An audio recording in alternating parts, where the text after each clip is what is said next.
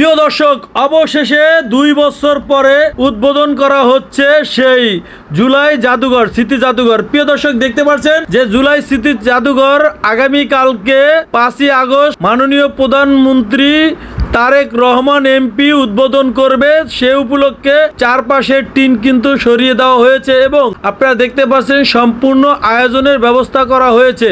আপনারা জানেন যে 2024 সালের 5ই আগস্ট এই গণভবন ছেড়ে চলে গিয়েছিল শেখ হাসিনা। এরপর এই গণভবনকে কিন্তু জুলাই জাদুঘর ঘোষণা করা হয়েছে এবং দীর্ঘ 2 বছর যাবৎ এইটার ভিতরে কাজ চলেছে এবং জাদুঘরে অনেক কিছু সংরক্ষণ করা হয়েছে। তো এই জুলাই জাদুঘরের ভিতরে কি কি রয়েছে সেটা দেখতে হলে আপনাদেরকে যেতে হবে আগামীকাল 5ই আগস্ট সকাল 9টায় মাননীয় প্রধানমন্ত্রী তারেক রহমান এই জুলাই স্মৃতি জাদুঘর উদ্বোধন করবে।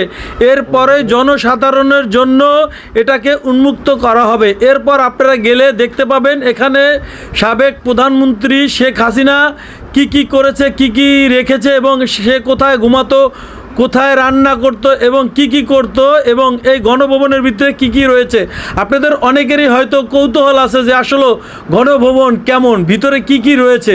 তো সেটা জানতে হলে আপনারা চলে আসবেন গণভবনের সামনে। আগামীকালকেই কিন্তু এটা উন্মুক্ত করে দেওয়া হবে সর্বসাধারণের জন্য। তো প্রিয় দর্শক, যে যেখান থেকে দেখছেন, এটাকে গণভবনকে জুলাই স্মৃতি জাদুঘর করা হয়েছে। এ বিষয়ে যদি আপনাদের কোনো মতামত থেকে থাকে অবশ্যই আপনারা কমেন্ট বক্সে লিখতে পারেন।